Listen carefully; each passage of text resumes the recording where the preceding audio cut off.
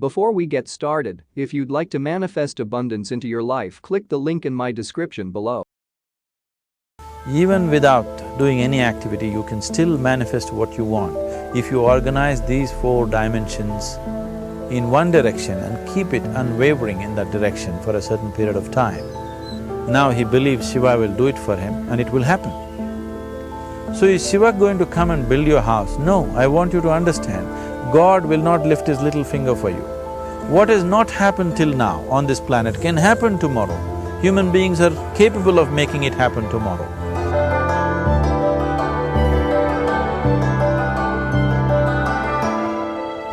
Everything we as human beings have created on this planet was essentially first created in our minds.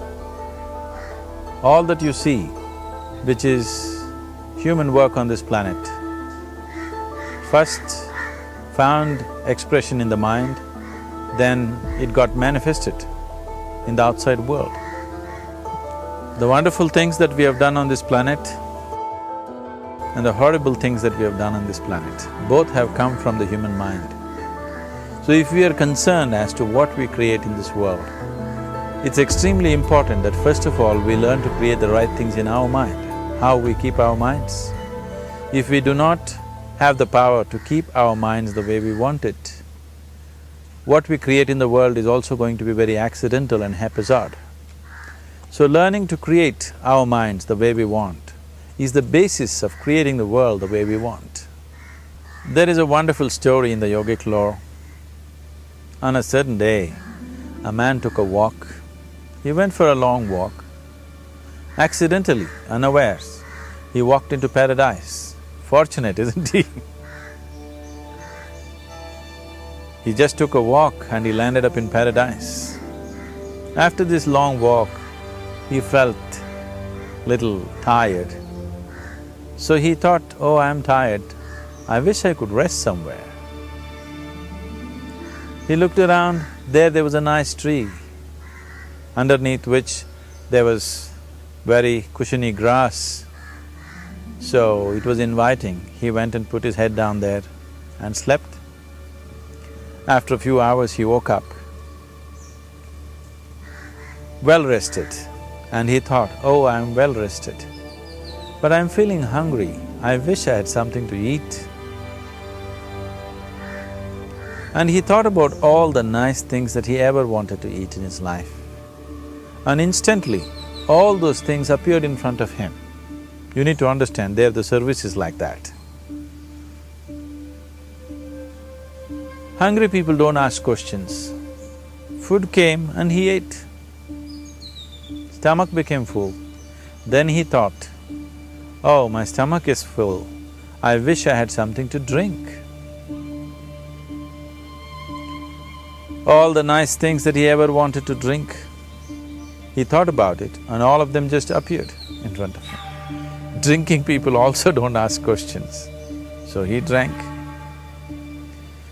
Now with a little bit of alcohol in him, you know Charles Darwin told you, all of you are monkeys, your tail fell away. Not me, Charles Darwin told you that you were all monkeys and your tail fell away and then you became human.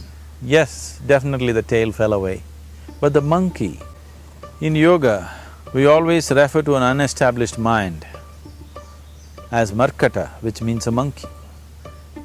Why we are referring to the mind as a monkey is, what are the qualities of a monkey? One thing about a monkey is, it's unnecessary movement. And another thing about the monkey is, if I say you're monkeying somebody, what does it mean? Imitation. Monkey and imitation have become synonymous. So these 2 essential qualities of a monkey are very much the qualities of an unestablished mind. Unnecessary movement, you don't have to learn it from the monkey, you can teach it to the monkey.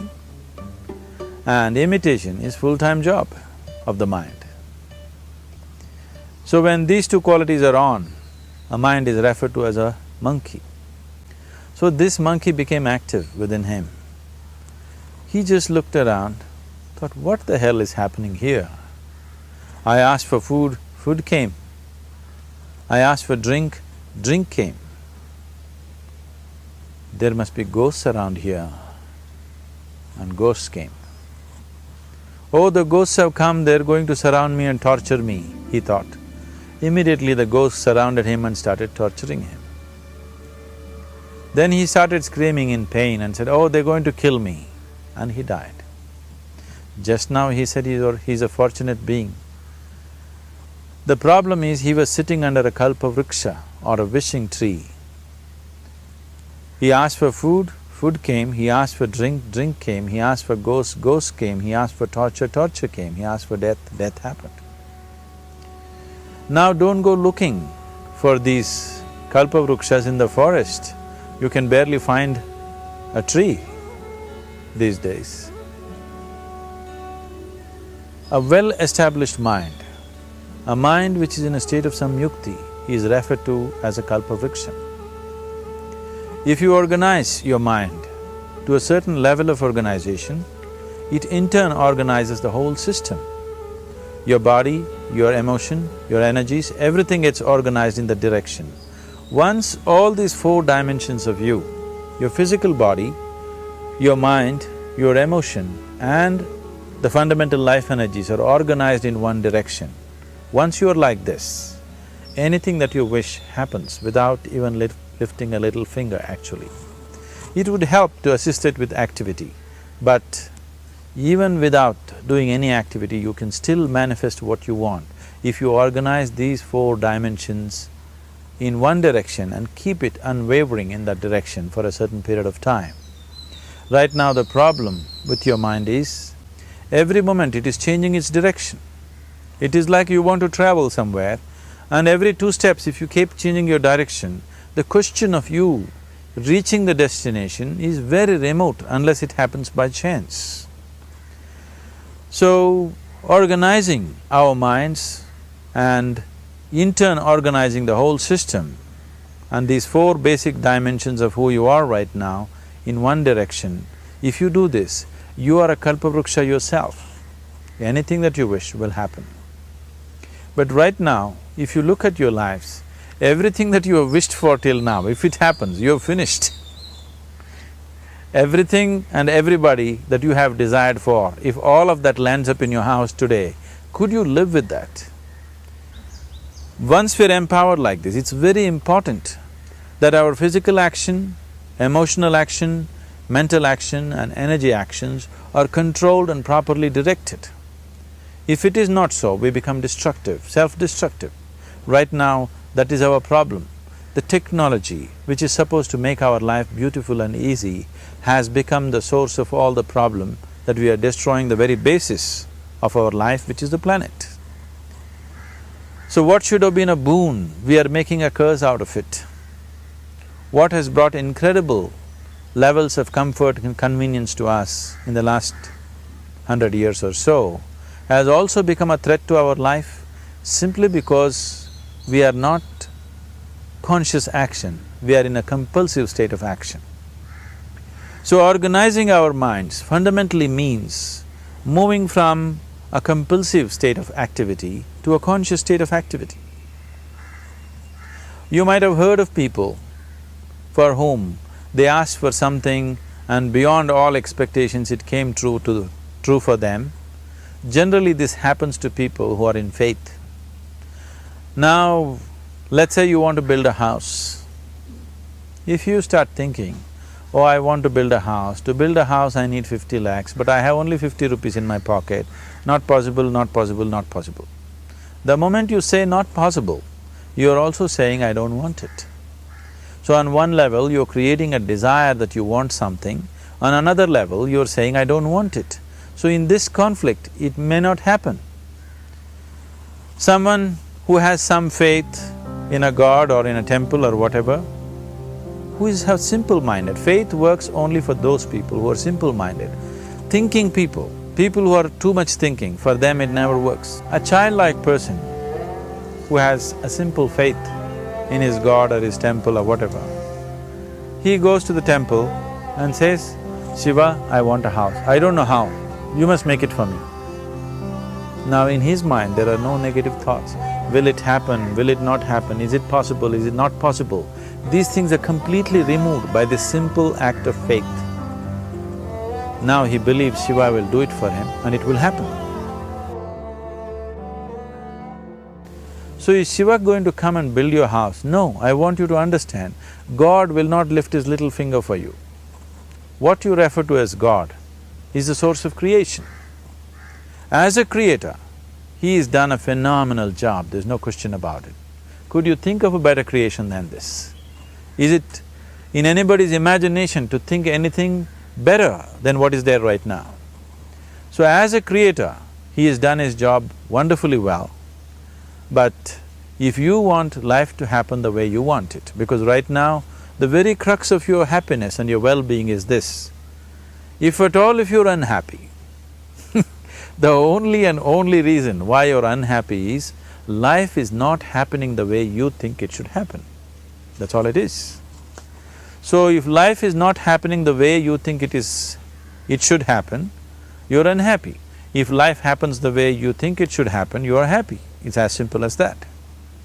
So if life has to happen the way you think it should happen, first of all, how you think, with how much focus you think, how much stability is there in your thought, and how much reverberance is there in the thought process will determine whether your thought will become a reality or is it just an empty thought. Or how you do not create any impediments for your thought by creating negative thought process. This possible is something possible or not possible, is destroying humanity. What is possible and not possible is not your business, it's nature's business. Your business is just to strive for what you want. Right now you're sitting here, if I ask you two simple questions, I want you to just look at this and answer this. Right now from where you're sitting, can you just fly off? You say no. Right now from where you're sitting, can you get up and walk? You'll say yes. What is the basis of this? Why you say no to flying and yes to walking? Because past experience of life, many times you've gotten up and walked, never did you fly off. Or in other words, you're using the past experience of life as a basis for deciding whether something is possible or not possible. Or in other words, you have decided that what has not happened till now cannot happen in your life in future. This is a disgrace to humanity and the human spirit. What has not happened till now on this planet can happen tomorrow. Human beings are capable of making it happen tomorrow. So what is possible and what is not possible is not your business. That is nature's business. Nature will decide that. You just see what is it that you really want and strive for that. And if your thought is created in a powerful way, without any negativity, without any negative thoughts bringing down the intensity of the thought process, the first and foremost thing is you must be clear what is it that you really want. If you do not know what you want, the question of creating it doesn't arise. If you look at what you really want, what every human being wants is, he wants to live joyfully, he wants to live peacefully. In terms of its relationships, he wants it to be loving and affectionate. Or in other words, all that any human being is seeking for is pleasantness within himself, pleasantness around him. This pleasantness, if it happens in our body, we call this health and pleasure. If it happens in our mind, we call this peace and joy. If it happens in our emotion, we call this love and compassion. If it happens in our energy, we call this blissfulness and ecstasy. This is all that a human being is looking for. Whether he is going to his office to work, he wants to make money, build a career, build a family, he sits in the bar, sits in the temple, he is still looking for the same thing. Pleasantness within, pleasantness around. If this is what we want to create, I think it's time we addressed it directly and commit ourselves to creating it. So you want to create yourself as a peaceful human being, joyful human being, loving human being, a pleasant human being on all levels. And Do you also want a world like this? A peaceful world, a loving world, a joyful world? No, I want greenery, I want food. When we say a joyful world, that means everything that you want has happened. So this is all that you're looking for. So all that you need to do is commit yourself to creating it, to create a peaceful, joyful and loving world, both for yourself and everybody around you. Every day in the morning, if you start your day with this simple thought in your mind, that today, wherever I go, I will create a peaceful, loving and joyful world. If you fall down 100 times in the day, what does it matter? For a committed man, there is no such thing as failure. If you fall down 100 times, 100 lessons to be learnt. If you commit yourself like this to creating what you really care for, now your mind gets organized. Once your mind gets organized, the way you think is the way you feel, your emotion will get organized. Once your thought and emotion is organized, your energies will get organized in the same direction. Once your thought, emotion and energies are organized, your very body will get organized. Once all these four are organized in one direction, your ability to create and manifest what you want is phenomenal. You are the creator in many ways.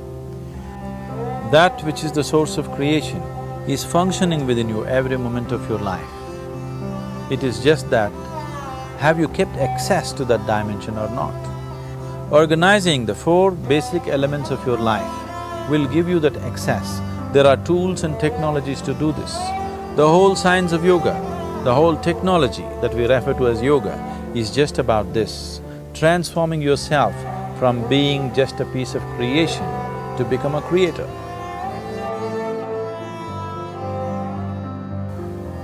It is my wish and my blessing that every human being in this world should have this access to the source of creation within himself so that he can function here as a creator, not just as a piece of creation. If you found this video helpful, please subscribe to this channel and turn on post notifications.